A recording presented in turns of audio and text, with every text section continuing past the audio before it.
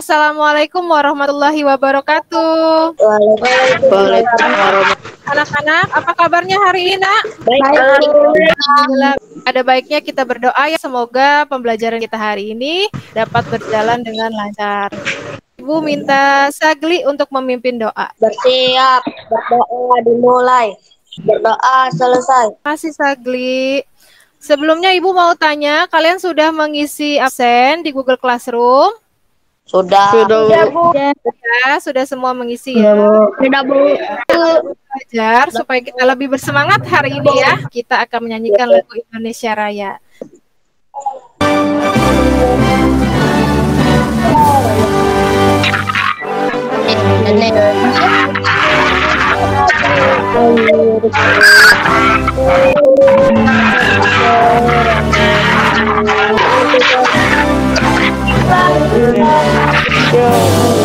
Hari ini kita akan belajar masih tema 1, selamatkan makhluk hidup.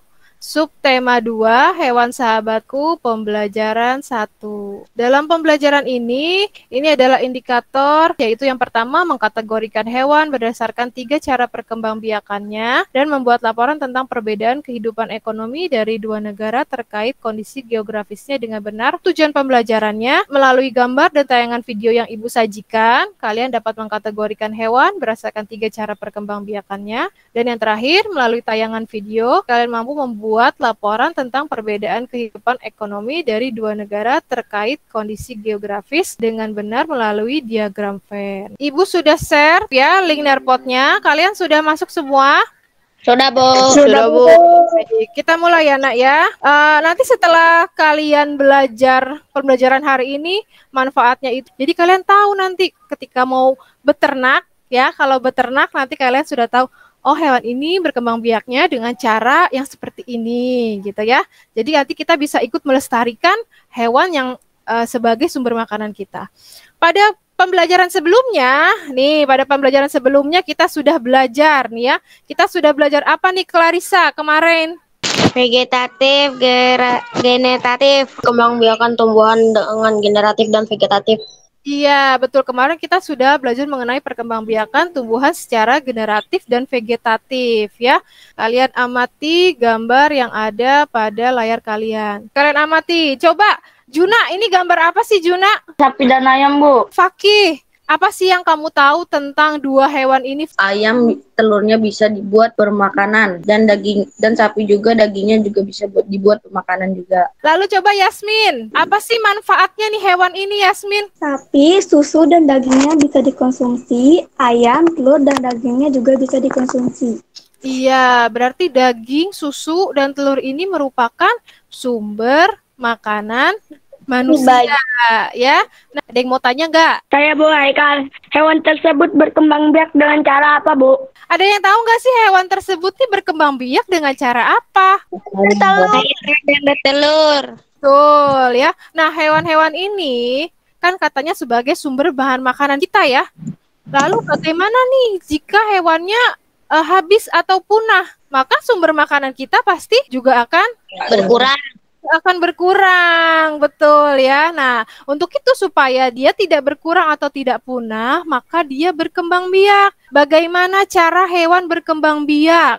Bagaimana Sagli tadi caranya? Ayam bertelur, terus sapi melahirkan. Betul nggak Fatian? Betul, Bu. Iya, betul ya. Nah, perkembangbiakan hewan itu tidak hanya bertelur dan melahirkan ya, Nak, tapi ada juga dia bertelur sekaligus melahirkan. Seperti ini contohnya. Tadi contohnya bertelur itu ayam. Lalu melahirkan itu sapi. Nah, ini adalah ini hewannya. Bertelur dan melahirkan. Ini contohnya adalah ikan pari. Ya, supaya kalian lebih jelas lagi, coba ya kita lihat video pembelajaran berikut ini. Berkembang biak adalah proses di mana makhluk hidup bertambah banyak supaya nantinya spesies yang sepertinya tidak akan punah. Yang pertama, hewan ovipar. Hewan ovipar adalah hewan yang berkembang biak dengan cara bertelur. Ciri-ciri dari hewan ini yaitu mereka memiliki daun telinga dan biasanya termasuk jenis hewan mamalia. Contoh dari hewan ovipar yaitu ikan hiu, ikan pari, platypus. Dari video tadi Kita bisa lihat ya, berarti perkembangbiakan hewan secara generatif itu ada apa saja, Nak? Davi, yang pertama perkembangbiakan hewannya apa tadi? Ovipar, hewan yang bertelur. Vivipar, hewan yang beranak. Dan opovivipar, hewan yang bertelur dan beranak. Diva, apa contohnya hewan ovipar? Ayam, burung, Contohnya vivipar.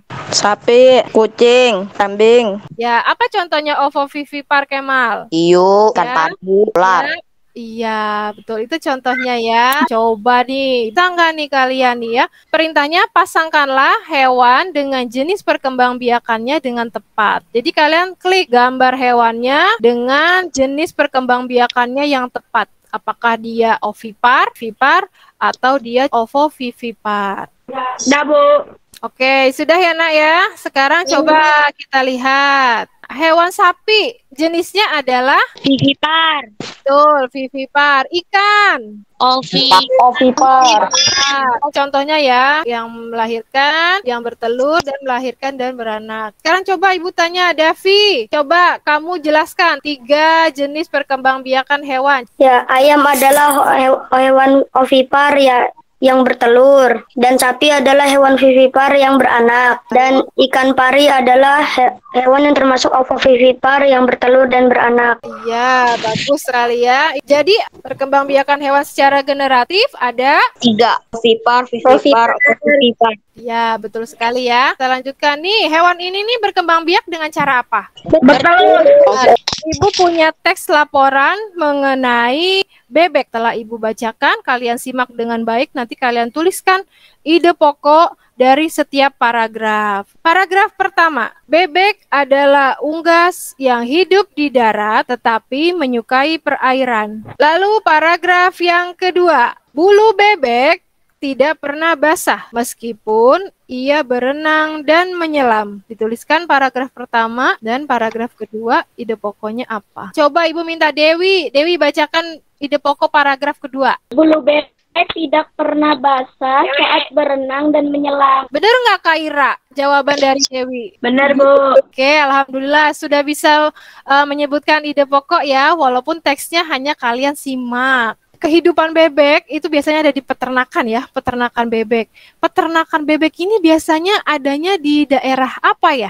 Dataran rendah. Peternak ini adalah suatu pekerjaan ya, atau suatu kegiatan ekonomi. Nah, suatu kegiatan ekonomi ini itu dia tergantung pada letak geografisnya atau tergantung pada keadaan alam di sekitarnya. Pertama itu ada yang namanya dataran tinggi. Orang-orang yang di dataran tinggi ini nih kegiatan ekonominya tuh apa sih, Nak? Pekebun teh, Bu. Kenapa? Lalu ada juga yang di dataran rendah nih, adalah pabrik. Ya, atau dikatakan sebagai industri.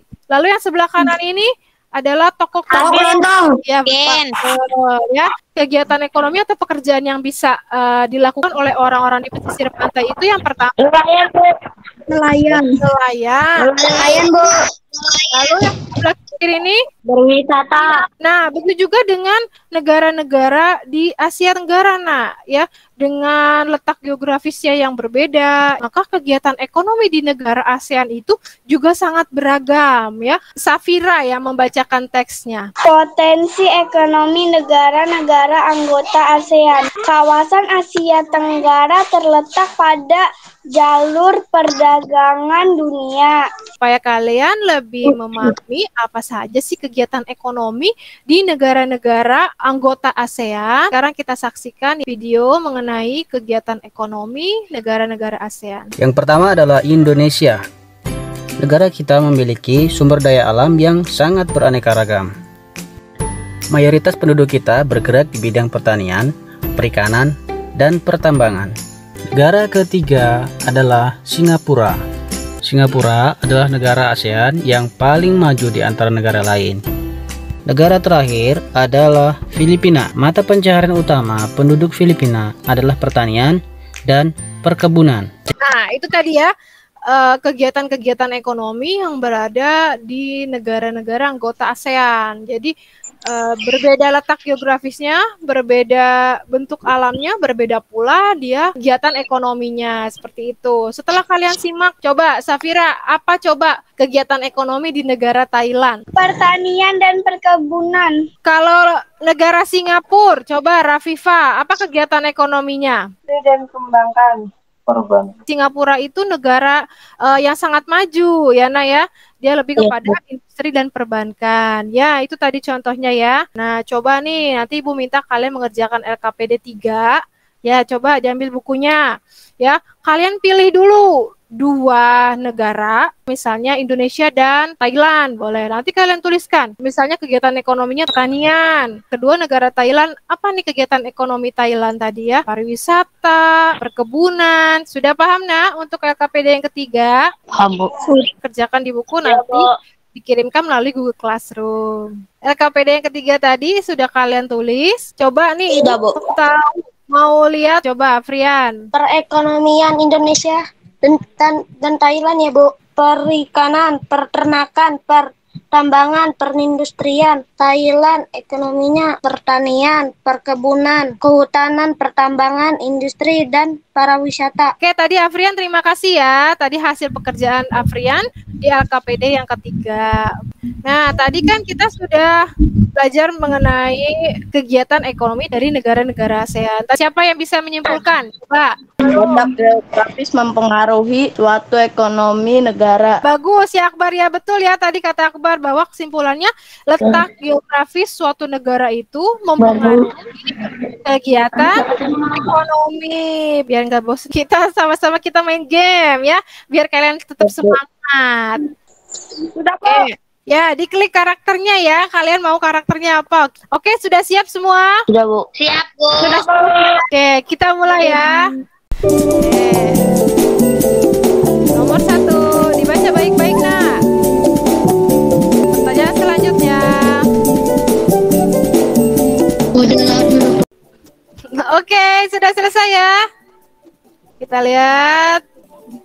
Oke, ini dia. Yang berada di posisi pertama adalah Fakih. Yang kedua adalah Sagli. Hebat. Yang ketiga Afrian. Setelah ini nanti Ibu minta kalian mengerjakan evaluasi melalui Google Form ya. Nanti Google Form-nya Ibu akan kirimkan melalui Google Classroom. Coba nih dari pembelajaran yang sudah kita pelajari tadi, apa sih kesimpulannya? Apa yang sudah kita pelajari? Coba Yasmin, apa tadi yang pertama yang sudah kita pelajari Yasmin? Perkembangbiakan generatif pada hewan terbagi menjadi 3, yaitu ovipar bertelur, vivipar melahirkan, dan ovovivipar bertelur dan melahirkan. Ya, bagus Yasmin. Lalu Clarissa, apalagi yang sudah kita pelajari Clarissa selain perkembangbiakan hewan? Ide pokok. Ya. Kegiatan ekonomi negara ASEAN. Ya, betul. Ya, hebat. Jadi, kita sudah belajar mengenai perkembangbiakan generatif. Betul, tadi yang dikatakan Yasmin ya, ada 3. Ada ovipar bertelur, vivipar melahirkan, dan juga ovovivipar bertelur dan melahirkan. Nah, lalu tadi bahwa letak geografis suatu negara sangat mempengaruhi kegiatan ekonomi dari negara tersebut. Setelah kita mempelajari semua ini, kita harus bersyukur ya. Di Indonesia ini diberikan bentuk alamnya itu sangat banyak sekali sumber daya alam yang bisa kita manfaatkan sebagai bahan makanan. Tetapi kita juga harus ikut melestarikan baik itu tumbuhan maupun hewan agar kita tidak kekurangan sumber makanan. Mungkin sampai sini aja pembelajaran kita hari ini. Sebelum kita berpisah, ada baiknya kita kembali berdoa ya. Silahkan kembali memimpin doa Sagli. Bersiap. Berdoa dimulai. Berdoa selesai. Kita akhiri pembelajaran kita hari ini dengan terima kasih dan wassalamualaikum warahmatullahi wabarakatuh. Terima kasih. Waalaikumsalam warahmatullahi wabarakatuh.